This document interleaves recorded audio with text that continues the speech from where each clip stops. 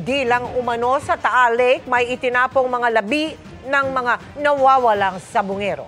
Pagsisiwalat yan ng hepe ng PNP na nilapitan na umano ng whistleblower na si Dondon Patidongan nung nasa CIDG pa lang siya. Nakatutok si June Veneracion.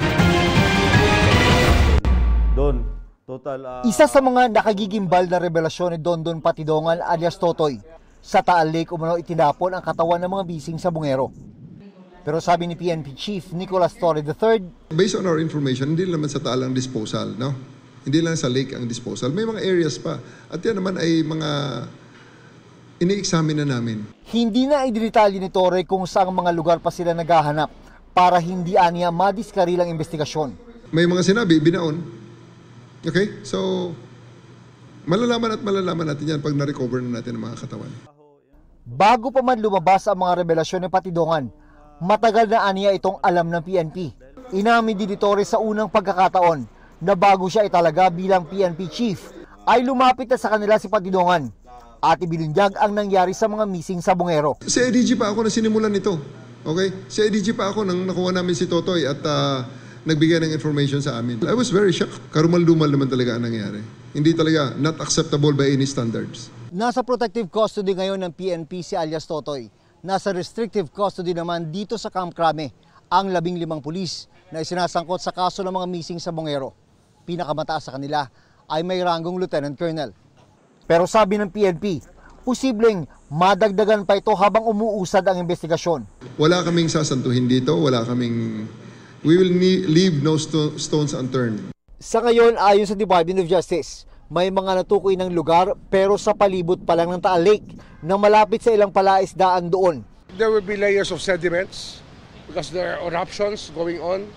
There will be murkiness in the waters because of the weather. But that being the case, it doesn't stop us from looking into the lake as the resting place of many of those missing people. May iba pang testigo na lalantad ngayong linggo ayon sa Department of Justice. Para sa GMA Integrated News, June Veneracion, nakatutok, 24 oras.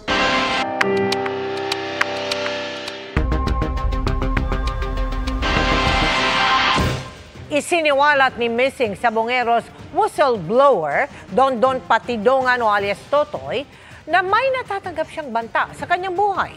Nakatutok si Ian Cruz.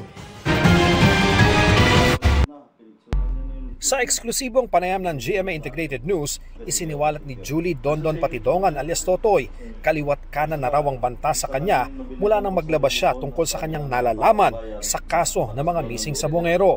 Noong 1 linggo lang, nakatanggap daw siya ng bulaklak ng patay na ipinadala sa kanya sa pamamagitan ng social media. Marami. Sa totoo lang, mayroon sa pinadalhan pa ako ng bulaklak na rest in peace.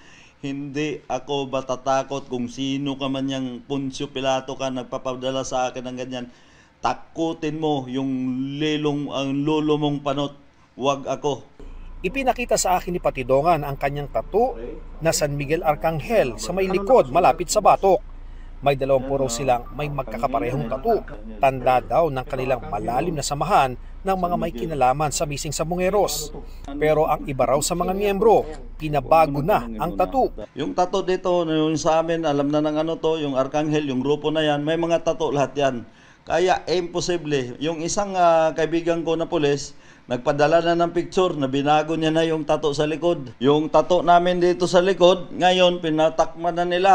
Pero halatang halata kahit takpan pa ninyo ng ilang tattoo yan, hindi nyo mabago yan. Nagpapasalamat daw siya sa PNP, lalo na sa liderato nito at buo raw ang tiwala niya kay Justice Secretary Boying Remulla.